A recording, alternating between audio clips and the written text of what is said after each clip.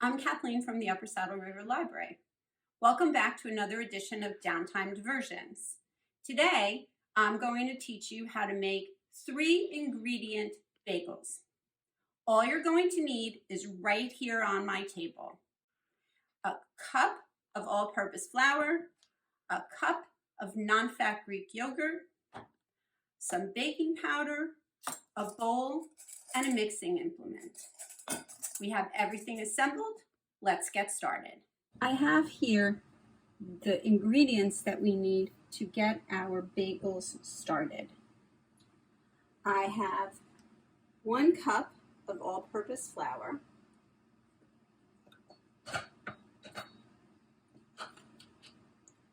1 cup of non-fat Greek yogurt. Use a nice thick one. This happens to be Oikos, but you could use any of them.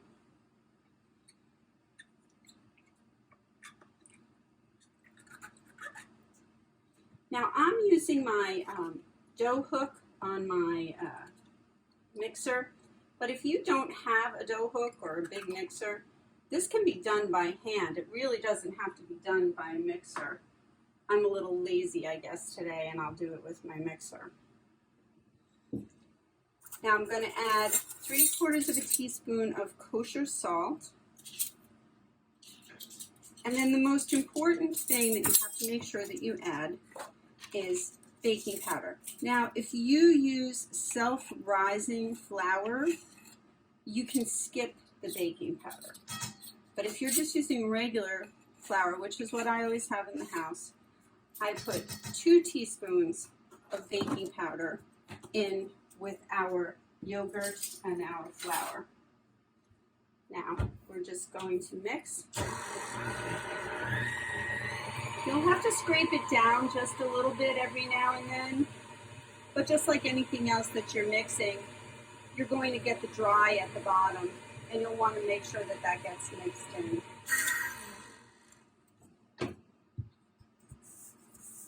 You'll know that it's ready when it starts to hold together in a ball.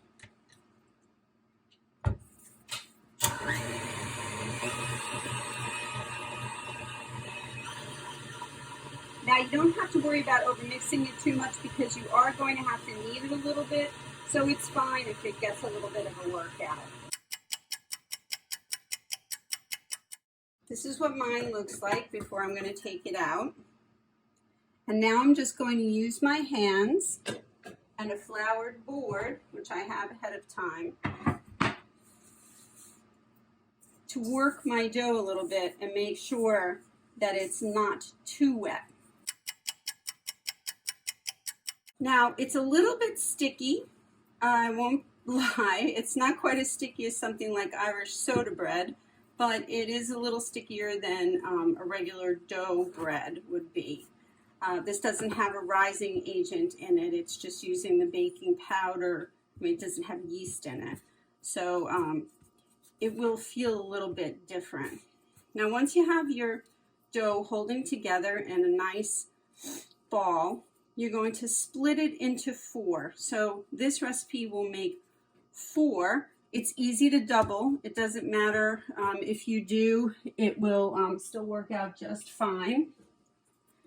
So very unscientific. I cut it into 4.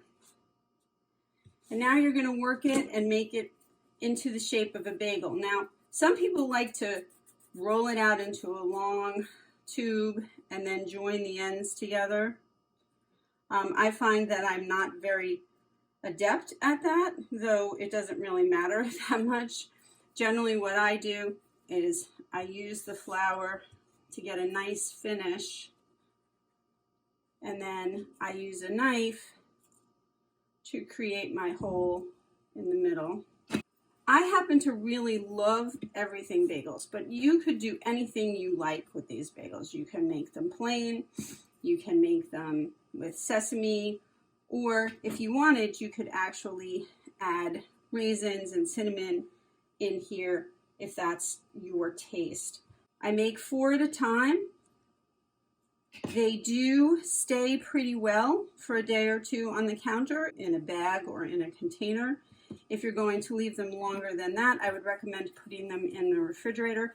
And if you decide to freeze them, which they do fine if you freeze them, I would slice them in half before you freeze them, so that way once they come out and they're a little defrosted, you can pop them right in the toaster.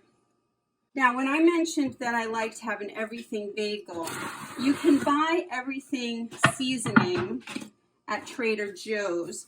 It does get to be a little bit expensive though, because they charge you quite a bit for one container.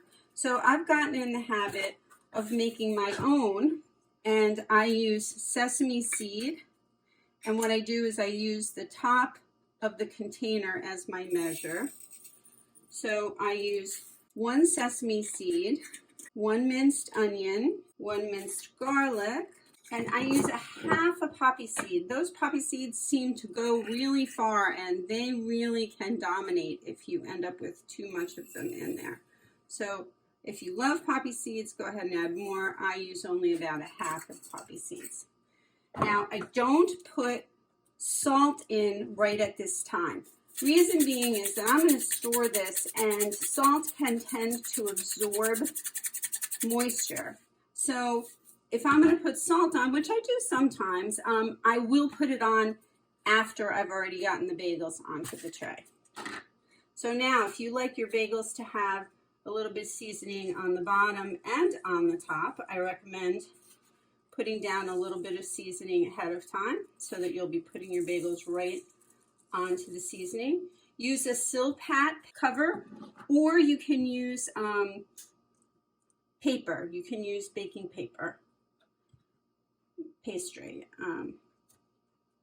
So now you're going to put your bagels down, and you can use an egg wash if you like.